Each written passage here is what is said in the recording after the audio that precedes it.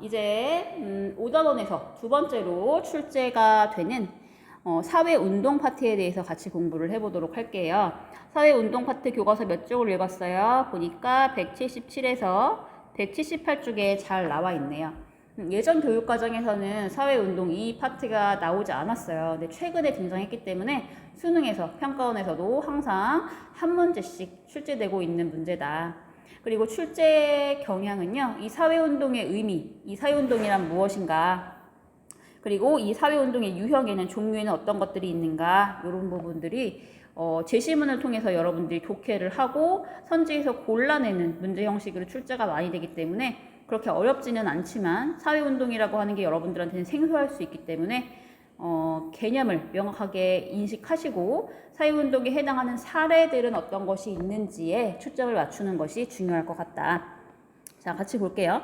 사회운동이라고 하는 것은 일단 어떤 조건들이 만족이 돼야 되냐면, 첫 번째, 자신의 신념과 가치를 실현하려고 해야 돼. 신념, 가치, 이데올로기가 있어야 된단 말이야. 첫 번째, 이데올로기를 가지고 있어야 되고요.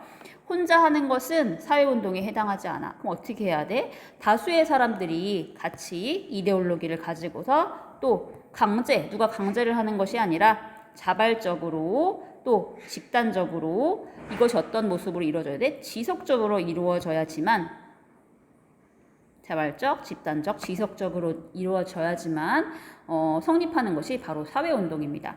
대표적인 사례가 환경운동, 노동자들이 벌이는 노동운동, 인권운동, 민주화운동, 반전평화운동, 이런 것들은 자신들의 이데올로기를 가지고 있죠.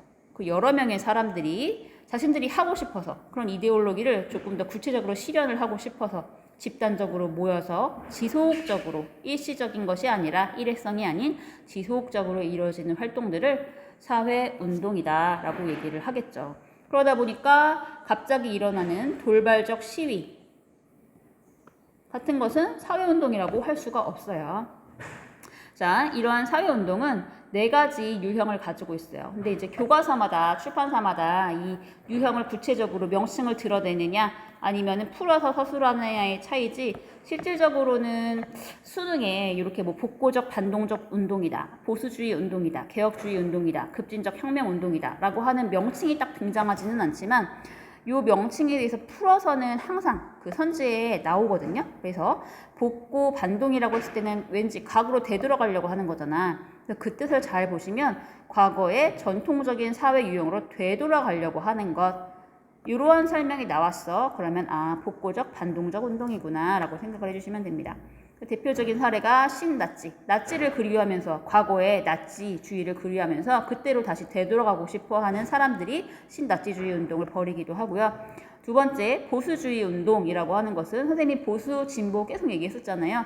현상을 유지하고 싶어하는 사람들이 변화를 원하지 않아. 그러다 보니까 현상 유지를 고수하고 이미 일어나고 있는 일에 변화에 저항을 하려고 하는 걸. 그래서 대표적으로 6시간에 배웠던 구원말 위정척사 운동이 해당이 된다.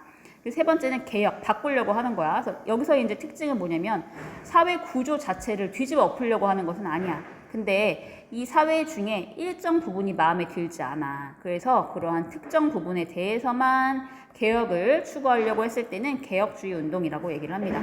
사형제 폐지 운동 같은 경우에서는 이제 사람의 생명권과 관련돼서 일어나고 있는 거잖아요. 그래서 사람의 생명권이라고 하는 것은 하나뿐인데 이것을 사형으로 생명권을 침해할 수 있느냐 여부에 따라서 사형제를 폐지해야 되느냐, 존치시켜야 되느냐, 요거에 대한 많은 논란이 있었죠. 그리고 급진적 혁명 운동이라고 하는 것은 개혁주의 운동과는 어디서 이제 다른 차이점이 있냐면, 얘는 이런 거야. 현대의 사회 구조 자체를 뒤집어 엎으려고 하는 거죠. 그래서 개혁주의는 사회 자체는 바꾸지 않으려고 해. 사회는 괜찮은데 일정 부분이 마음에 안 드는 거야.